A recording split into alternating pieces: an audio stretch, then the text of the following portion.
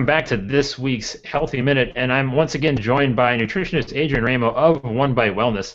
And again, we're going to continue our conversation about nutrition confusion, this time focusing on the actual grocery store. I know this is one of my big things, so I can't wait for Adrienne to just kind of let loose and have at it, because it's going to be a lot of fun. So Adrienne, what do we need to know about the grocery store? Why does it suck so bad for most people, and how can we help them figure it out?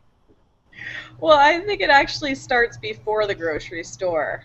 The USDA is in charge of not only human health, so they are the ones that build the pyramid of everything that we should be eating, but they also subsidize farmers for growing certain commodities. And the commodities that we see most often now that are subsidized and now in our food supply are corn, wheat, sugar, and soy. So a lot of what we're going to be seeing is these companies buying up this really cheap subsidized corn or wheat or soy or sugar and putting that into products for us to buy at a fairly decent premium so that there's some good profit margin there. And unfortunately, that's why we see so many of the same types of foods. You get the wheat cereals, but then they're not really super healthy. The breads, even your bars, most of the time, they have isolated soy protein. There's just all this type of stuff going on. And sugar is relatively inexpensive. So wherever they're doing low-fat items, there's usually more sugar in there.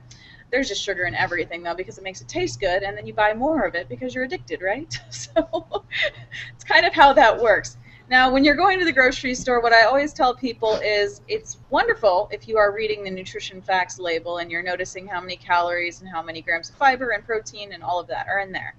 But I find that particularly meaningless when it comes to figuring out where those calories and where that protein comes from. So the more important part to me is looking at the ingredients list. And if you cannot pronounce it, if it's something that your great-grandmother or grandmother wouldn't have eaten, I don't think we should really generally be eating it either. That's pretty sound advice, and I know that I was at work. You know, they got some Arby's at the office, and my uncle decided, this family business, so my uncle decided to buy like an actual tub, like a jar, like a thingy of the horsey sauce or whatever. And I looked over at it, and I flipped it over, and everyone looked at me when I turned it over to read the ingredients, like I was, I just came down from like a unidentified craft of some kind. And I said, well, that's pretty much cancer in the bottle, So, but hey, go ahead, have fun. And so it's just that people don't know, they just don't think or even know to look at the ingredients. Like, people don't even know that the first thing in the ingredients list is the most used ingredient. The highest quantity. Yeah. Yeah.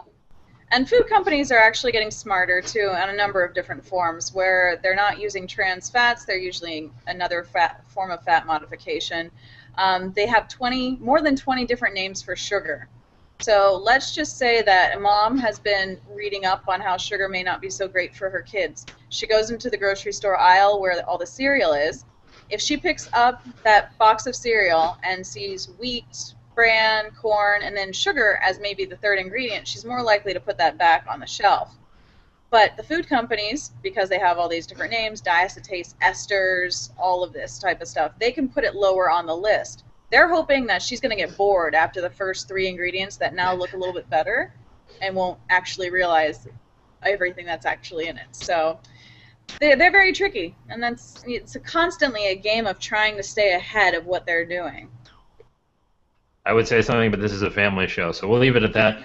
And I do appreciate you, helping people out, kind of helping to understand what to look for in the grocery store. Obviously, this is just the very tip of the iceberg. But if you do want to help, help yourself kind of figure this out even further, Adrienne has offered for you, since you are cool enough and educated enough to be watching this. We appreciate that. She's going to go ahead and give you 20% off a consultation, to kind of figure out exactly what it is that you need to do with your own health to actually, make some of these lasting changes. And Adrienne, where can people get in touch with you to take advantage of that? They can go to my website, which is onebitewellness.com, or they can send me an email at onebitewellness@gmail.com. And hopefully they'll become their own health detectives, because it's really important to be on your own side when you go into the grocery store and to know what's best for you, because nobody else is doing it for you, essentially. All right, fantastic. Well, hey, thanks again, Adrienne. Thanks for being here. Appreciate it, and we'll hope to see you next time on the